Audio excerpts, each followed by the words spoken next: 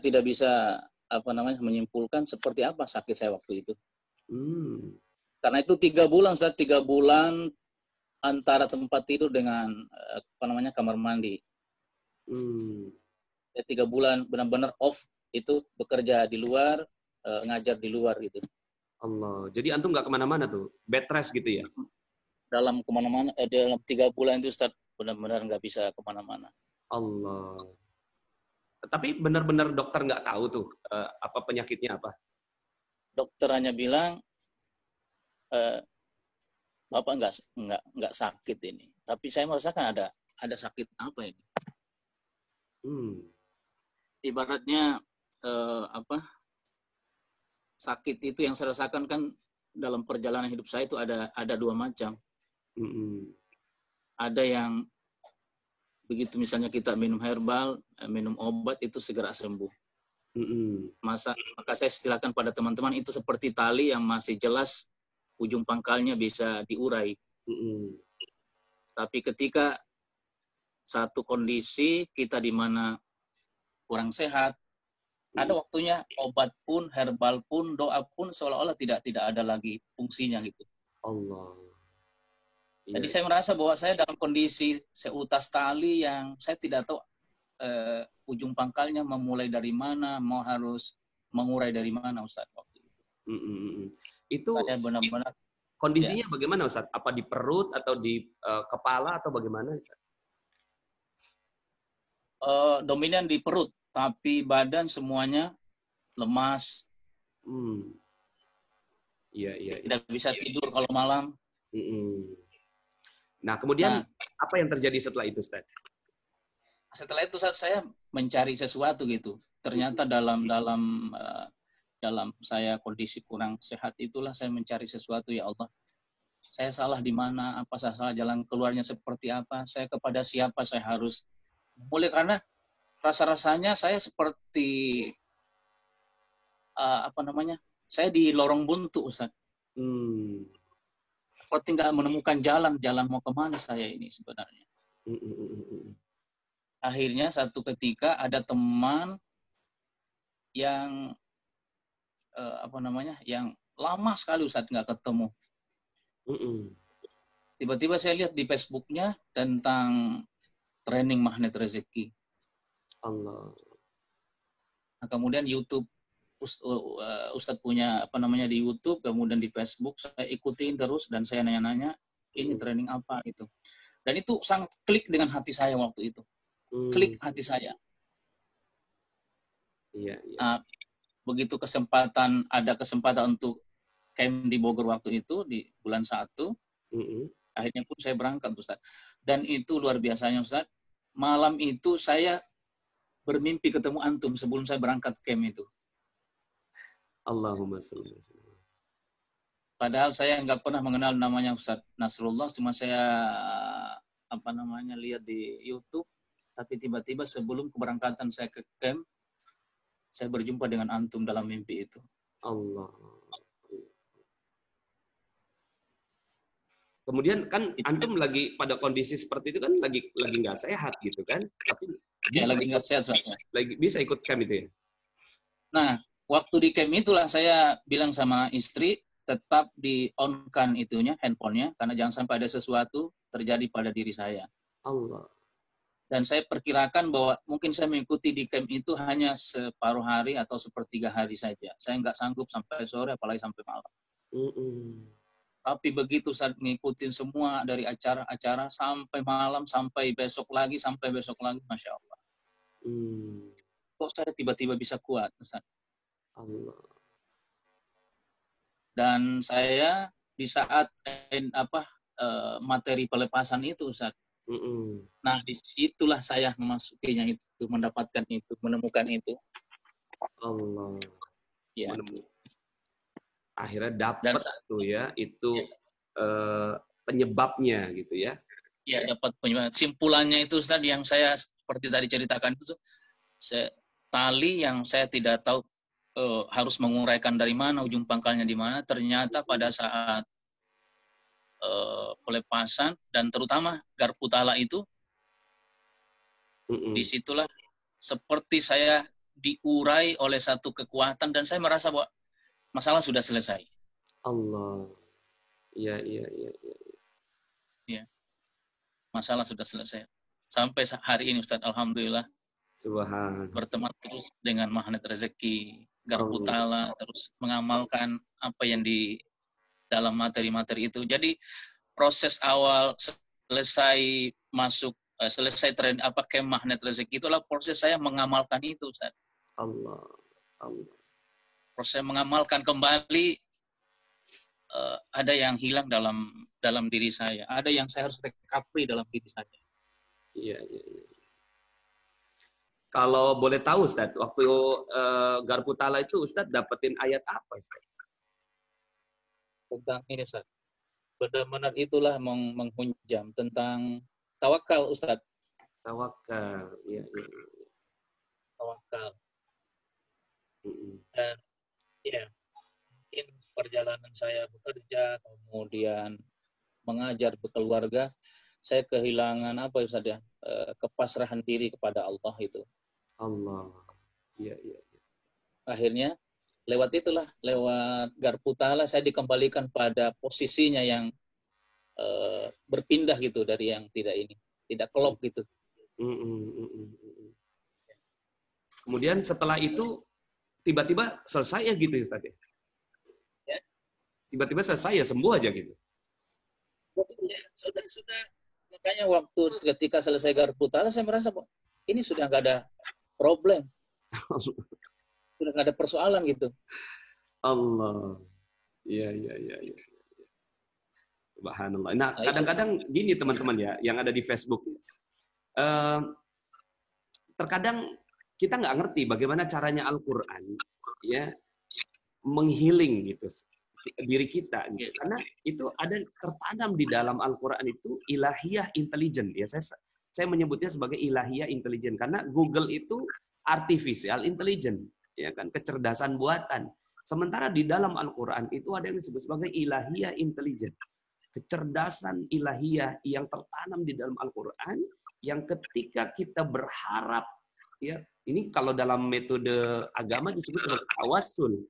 Ya, kita meminta bantuan melalui Al-Quran ini ya.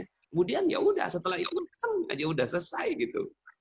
Ya, subhanallah. Ini yang terjadi pada dirinya Ustadz Mustaqim. Nah, kemudian setelah itu Ustadz, ya apa yang pesan-pesan yang mungkin bisa Ustadz sampaikan kepada kita semua yang sekarang ini ingin mempelajari Magnet Rezeki? Saya pun ketika selesai dari camp itu Ustadz, kemudian saya lalu merenung. Mungkin di antara 1001 itu di dalamnya ada saya, memiliki persoalan yang sama dengan saya, maka saya ingin memanggil mereka bahwa mari kita belajar Magnet Rezeki. Ya, karena saya merasa bahwa akan betapa ini menderitanya ketika kita dalam kondisi seperti itu, ada persoalan dalam kehidupan kita sendiri nggak bisa selesaikan. Obat herbal, doa-doa kita sendiri hampir nggak bisa menyelesaikan itu. Nah, ternyata ada satu metodologi melepaskan semua itu, menemukan semua itu di Magnet Rezeki, terutama di Garpu Tala.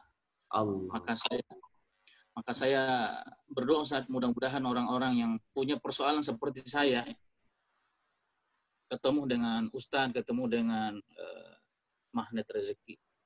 Subhanallah.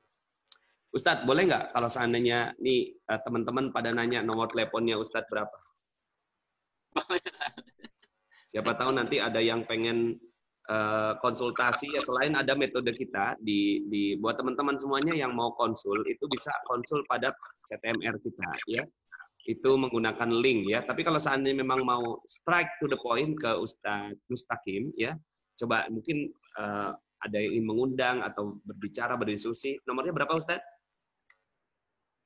0813 0813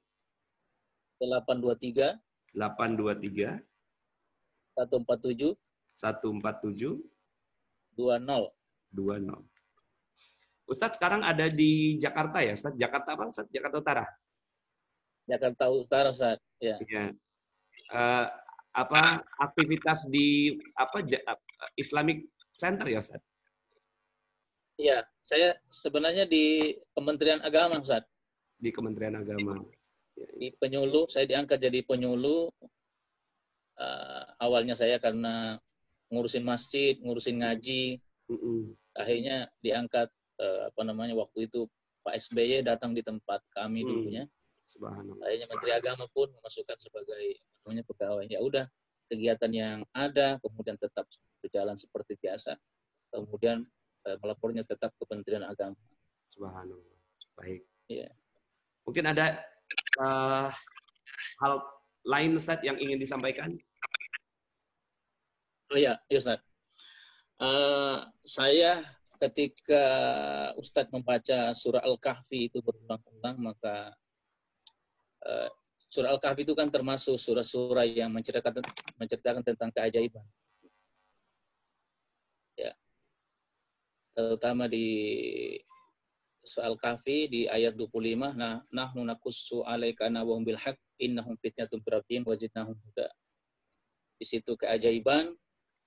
Kemudian keajaibannya itu di surah di ayat 25 ketika ditidurkan 300 ditambah dengan 9 tahun. Dan saya perhatikan Ustaz, yang Ustaz juga ajarkan ke saya, kenapa orang-orang para nabi, orang-orang terdahulu, orang-orang saleh itu terjadi keajaiban. Ternyata semua seperti Al-Kahfi, keajaibannya terjadi di lokasinya ketika berada dalam gua. Kemudian Nabi Yusuf alaihissalam itu keajaibannya bisa dipilih menjadi raja, bisa mentakwilkan mimpi, kemudian dari mentakwilkan mimpi itu bisa menjadi raja, itu terjadinya juga dalam penjara. Kemudian kisah Maryam itu di Al-Maidah ayat 37 bisa mendapatkan makanan langsung dari langit, itu ketika dia dalam mihrab. Tapi ketika dia sudah keluar dari mihrab, itu ada wahayji ilaik. Itu tidak mendapatkan lagi keajaiban ketika keluar dari mihrab. Dan ajaibnya ketika Ibrahim alaihissalam juga ajaibnya itu dia dapatkan ketika di dalam api. Sampai ketika ditanya Ibrahim, di mana masa-masa yang engkau paling indah? Apa kata Ibrahim? Adalah masa ketika saya berada di dalam api. Allah. Dan ini mungkin yang Allah mengkaruniai kepada kita bulan Ramadan, bulan ajaib, di mana di dalamnya kita berada dalam gua Hira ya. Kalau Rasulullah itu gua Hira, kalau kita itu adalah berada dalam bulan Ramadan ini, mengamalkan seluruh apa yang Allah perintahkan. Apalagi saat ini kita berdiam di rumah, Ustaz. Merasakan begitu indahnya kita berada dalam gua seperti Rasulullah berhalwat dalam gua Hira. Allah. Ya. Nah, mudah-mudahan teman-teman, saya berharap insya Allah mudah-mudahan mendapatkan keajaiban dari Allah Subhanahu wa taala dalam bulan Ramadan ini, dan ketika kita membaca Al-Qur'anul Karim di dalam bulan ini, insya Allah mudah-mudahan kita mendapatkan tanazzalul malaikati warruh. Malaikat turun kepada kita yang dipimpin oleh malaikat Jibril alaihissalam. Allah. Baik Ustadz, terima kasih banyak, Masya Allah ya. Ingatan lagi kepada kita ya, buat teman-teman semuanya agar kita menikmati gua-gua keajaiban kita ya. Dan kita doakan semoga Ustadz Hakim tetap sehat ya, sehingga bisa berkarya untuk umat ya. Baik Ustadz ya, karena waktu ya, sekarang udah jam 5 lewat ya. Saya juga undur diri ya. Mudah-mudahan kita bisa ketemu lagi di kesempatan yang lain. Mungkin bisa salam-salam kepada teman-teman di Facebook Ustadz. Terima kasih banyak Ustaz, terima kasih. Sangat senang berjumpa dengan Ustaz Rasulullah meskipun lewat Zoom. Allah. Baik. Terima kasih Ustaz. Assalamualaikum. Waalaikumsalam warahmatullahi wabarakatuh. Oke, alhamdulillah. Ya Allah.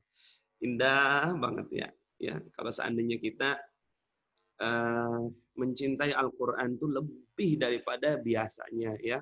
Dan aduh, gimana caranya ya supaya kita bisa menanamkan nilai-nilai Al-Quran ini. Karena gini, kadang-kadang gitu ya, kita baca Quran juga kan hati kayak apa ya, datar gitu ya, apalagi Ada yang merasa bahwa beban gitu baca Quran itu gitu kan. Tapi ketika kita sedang punya persoalan, yang begitu menghimpit, kita pengen banget Allah kasih jawaban gitu.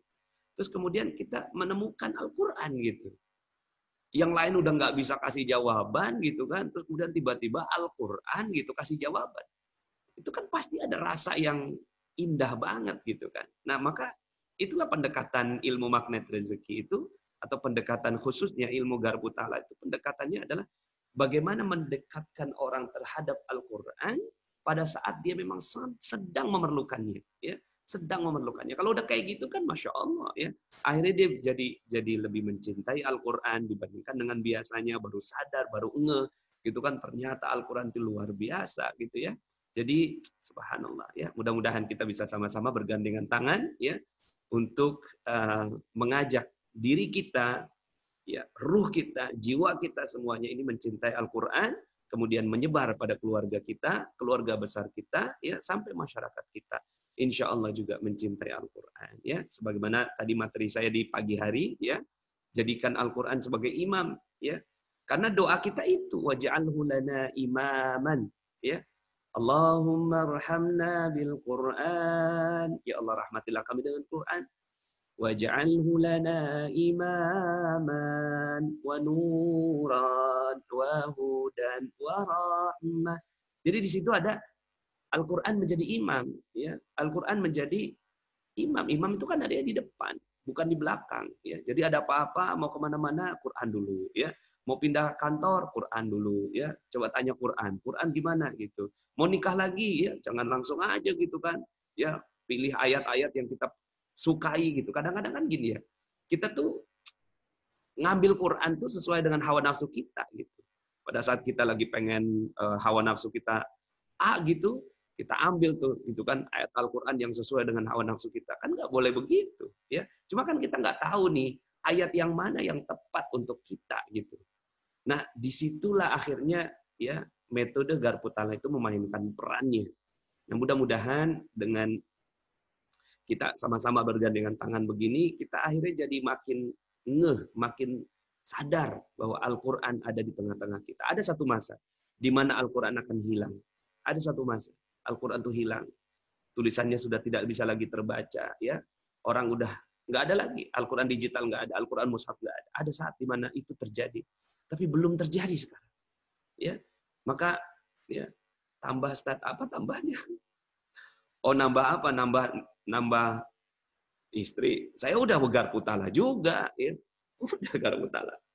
Kalau nurutin hati makan kepengen, ya. Siapa yang nggak kepengen coba, ya? Laki-laki, tanyain pada semua laki-laki. Tapi ketika itu saya bertanya pada Al-Quran, ya Allah, ya boleh nggak sih sebenarnya nikah lagi gitu, ya, dalam hati aja gitu, boleh nggak? Ayatnya watazaruna ma khalaqalakum min azwajikum bal antum qaumun adun. Ya, apakah kau mau meninggalkan istri yang telah disiapkan untukmu? Sungguh engkau kaum yang melampaui batas. Ya Allah, jawabannya begitu. Nah, akhirnya ayat yang sesuai dengan konteks saya bukan fankihu ma qabalakum minan nisa matna wa thulatha wa ruba'. Itu ayat yang akhirnya konteksnya buat saya akhirnya bukan itu gitu. Nah, kan kita nggak tahu dari 6.000 ayat konteks ayat yang mana yang tepat untuk kita, ya. Oke, terima kasih teman-teman semuanya, ya. Sampai jumpa dalam kesempatan berikutnya, ya. Siapin energinya untuk belajar tiap hari, ya.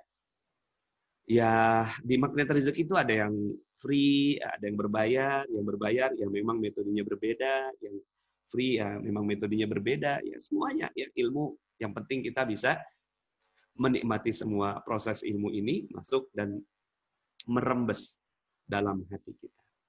Oke, saya Nasrullah undur diri, ya. Billahi taufiq wal hidayah, subhanakallahumma bihamdika asyhadu an la ilaha illa anta astaghfiruka wa atubu ilaik.